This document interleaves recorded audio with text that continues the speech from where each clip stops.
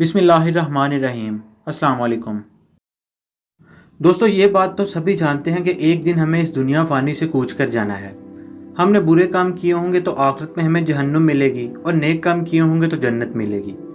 लेकिन सवाल ये पैदा होता है कि मरने के बाद रूह कहाँ जाती है।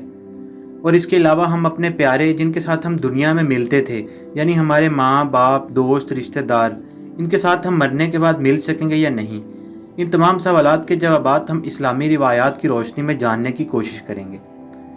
इस्लामी रिवायात से हमें पता चलता है कि जब काफिर की मौत आती है तो ड्रोनी शक्ल में दो फरिश्ते उसके पास आते हैं और बहुत ही दर्दनाक अंदाज में इसकी रूह को कब्ज़ करते हैं। इसके बरक्स जब किसी नेक इंसान की मौत आती है तो दो नौरानी फरिश्ते उसके सामने आते हैं और इनके साथ मुल्कुल मौत इंतहाई खूबसूरत शक्ल में इसके सामने ज़ाहिर होते हैं, जिनसे जन्नत की खुशबू आ रही होती है। वो आकर इस रूह से कहते हैं कि खुदा के हुक्म से बाहर आ जाओ, उस इनाम को हासिल करने के लिए जिसको तुम अपने रब से हासिल करने वाली हो। अल्लाह के रसूल ने फरमाया कि नेक इंसान की रूह ऐसे निकलती है जैसे जग से पानी गिलास में गिर रहा हो, यानी बहुत ही स्मूथ, सॉफ्ट और खूबसूरत अंदाज में। नेक इंसान की रूह कब्ज़ करने के बाद दो नौरानी फरिश्ते इसे आसमान की तरफ ले जाते हैं। आसमानों की बुलंदियों पर जाती हुई ये नेक रूह अपने आसपास फरिश्तों को देखती है। आसमान में मौजूद फरिश्ते इस नेक रूह को जाता हुआ देखकर पूछते हैं कि ये किसकी रूह है जो इतने एजाज़ के साथ और इतने खूबसूरत अंदाज में जा रही है। जो दो नौरानी फरिश्ते उसके साथ होते हैं वो कहते हैं कि ये फ़लाँ इब्ने फ़लाँ की रूह है। फिर ये रूह पहले आसमान पर पहुंचती है और पहुंचते ही फरिश्ते पूछते हैं कि ये कौन है। उन फरिश्तों को बताया जाता है कि ये फ़लाँ इब्ने फ़लाँ की रूह है और जन्नत में जा रही है। अब जन्नत में जाने के लिए एक दरवाज़ा पहले आसमान पर मौजूद है। अब अल्लाह बेहतर जानता है कि इस दरवाजे से क्या मुराद है। अगर हम साइंस के नज़रिए से देखें तो ये ब्लैक होल्स भी हो सकते हैं, जिसके बारे में साइंस कहती है कि ये एक कायनात से दूसरी कायनात में जाने का रास्ता है। अब अल्लाह बेहतर जानता है कि इसकी सच्चाई क्या है। इसके बाद ये फरिश्ते उस रूह को लेकर दूसरे आसमान पर जाते हैं और वहाँ भी ये प्रोसेस रिपीट होता है। इसके बाद चलते चलते ये रूह 7वें आसमान तक और फिर जन्नत में चली जाती है। लेकिन अल्लाह के रसूल ने फरमाया कि इस रूह के जन्नत में जाने से पहले एक बार अल्लाह पाक इस रूह से फरमाते हैं कि अपने मादी जिस्म में दाखिल हो जा। जब सब रिश्तेदार उसको दफना कर वापस जा रहे होते हैं तो अल्लाह पाक एक बार फिर रूह को उसके जिस्म में दाखिल कर देते हैं।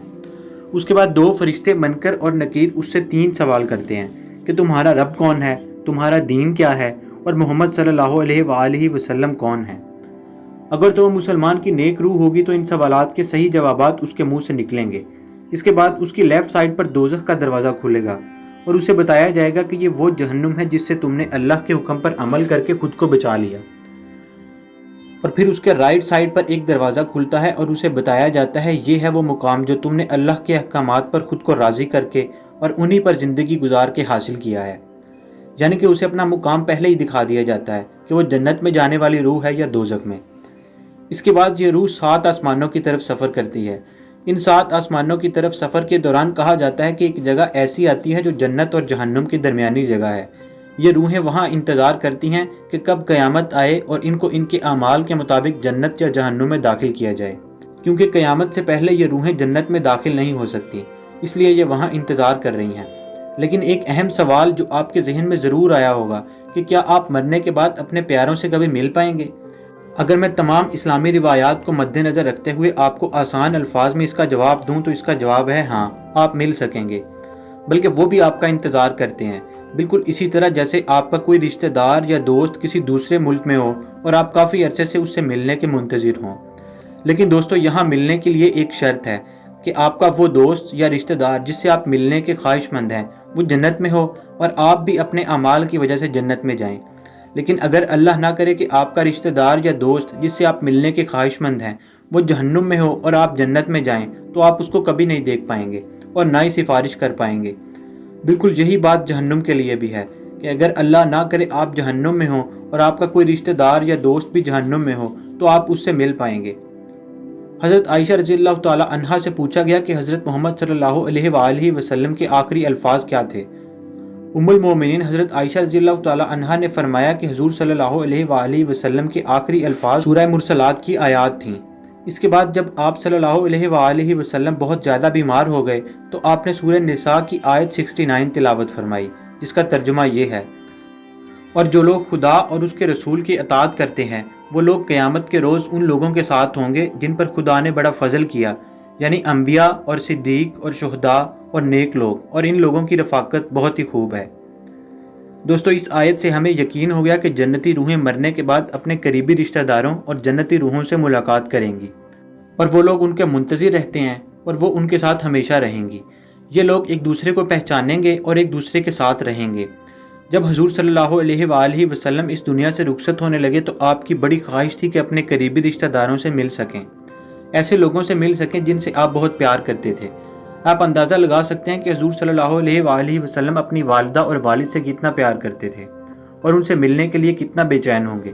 اس کے علاوہ آپ کے چچا حضرت حمزہ رضی اللہ تعالیٰ عنہ جو جنگ احد میں شہید ہو گئے تھے، آپ ان سے کتنا پیار کرتے تھے اور ان سے ملنے کے لیے کتنے بے چین ہوں گے۔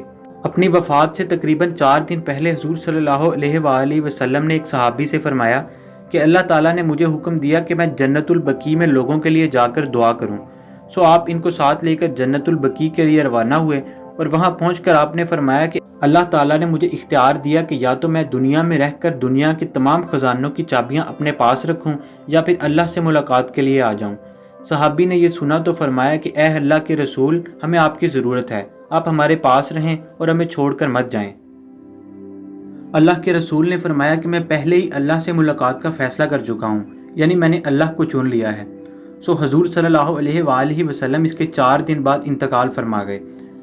آپ کے بعد وفات پانے والے تمام صحابہ کی بھی یہی خواہش تھی کہ دنیا کے ساتھ ساتھ جنت میں بھی وہ آپ کی صحبت اختیار کر سکیں، آپ کے ساتھ رہ سکیں اور پھر سے آپ کا دیدار کریں۔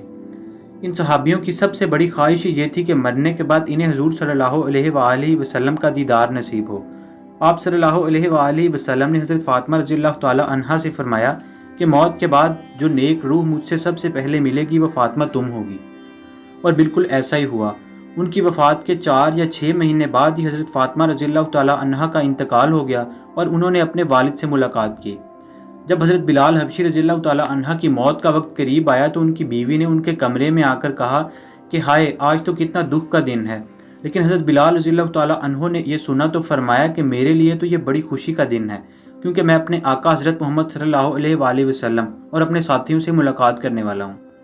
حضرت عثمان رضی اللہ تعالی عنہ کو ان کی وفات سے پہلے ان کے گھر کا محاصرہ کر کے قید کر دیا گیا۔ آپ روزے کی حالت میں تھے، آپ کا کھانا پینا بند کر دیا گیا۔